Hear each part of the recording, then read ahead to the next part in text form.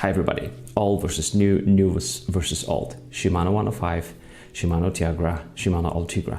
The lowest one, current Ultegra, then the higher 105 from 1992, and then the current Shimano Ultegra. The symbols, let's start with the lowest one. This one will have the symbol right here. RD, that's the rear derailleur, 4700, so 4700. This is the current Shimano Ultegra Road rear derailleur. Then Shimano 105, the vintage one, that's the RD 1055. And finally the current Shimano Ultegra, which is symbol labeled right here, RDR 8000. One word, my friends, there was no revolution in rear derailleurs, which is actually one of the most important parts of our bikes. I would say both on mountain bike and road side, there was no revolution. Definitely, the rear derailleurs have been improved, but there was no revolution, and you're gonna learn that in just a couple of minutes. So these are all the parts from the old Shimano 105, and I must tell you that this is almost a copy. Of this one, meaning the way we mount the derailleur to the frame, to the hanger, exactly the same. The way we do adjust the limiting screws, so this one is high gear, low gear, exactly the same.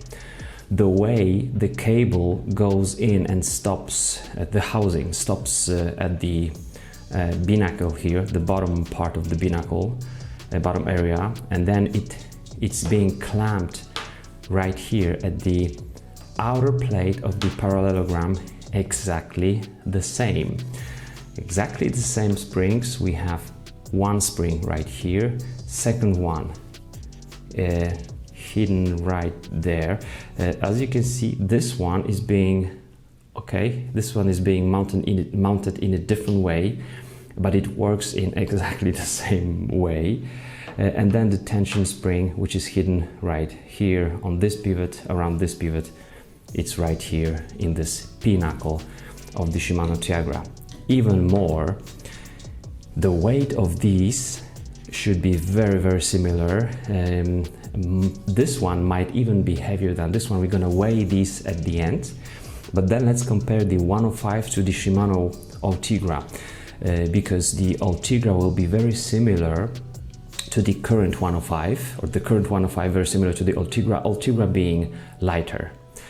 The main difference that you might notice when you look at those derailleurs is the mounting system here. This derailleur has additional little arm here, which allows for a direct mount system. And I'm gonna show you that on my phone because it's nicely shown on the website of Shimano. As you can see, this is, let's say, this derailleur mounted in the standard way, like on the standard derailleur hanger, using all the parts with this little arm here. And this one on the right side is being mounted directly to the derailleur hanger, which is mounted just around the through axle, and then you don't use this part. So this system is actually more versatile. This is more modern, of course, and it will fit more frames. We've got wider gearing ratios, different frames, and different types of mounting, thus this part. And here, either here nor here, there are no springs, as there are right here inside the binnacle. This is the spring. All right. For myself, and I hope somebody will make it finally, the biggest revolution on the derailleurs would be to make all those arms work with the cable that comes right from the front of the bike, with no curve right here, because we on these derailleurs we have the housing coming from the back, then doing this curve, this bend, and then it goes through this barrel adjuster, and then it goes right here. It's being mounted right there. So why nobody has made it, I don't know, but that would be the biggest improvement of those derailleurs. Anyway, both these were working pretty good, and these are working very well. What's also changed, we've got some coating, different coating of the pivots, so those pivots are even more durable, and there is less friction right here. Especially this spring became a little bit more hard, a little harder, so there is a little bit more tension on the chain. As you can see, there is no clutch, as we could see on the Shimano MTB derailleur. This is the current XTR, but you don't really need it. The spring is just strong enough, and I do like these derailleurs.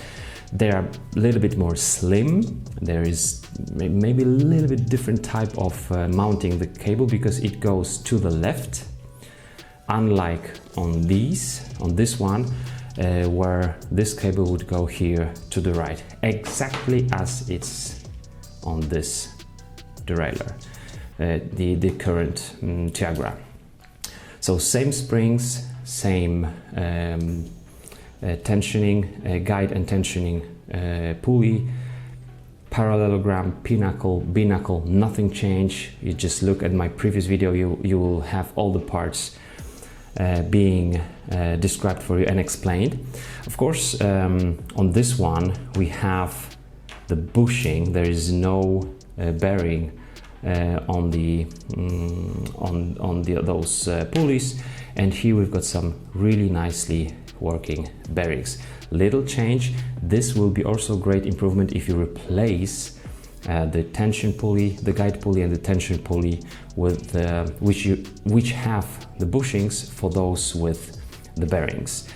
Otherwise, guys, no change. One thing I don't like, especially about Shimano derailleurs, is that this cable here must turn to the left, to the mounting bolt, and so it's bent, it's almost like broken here.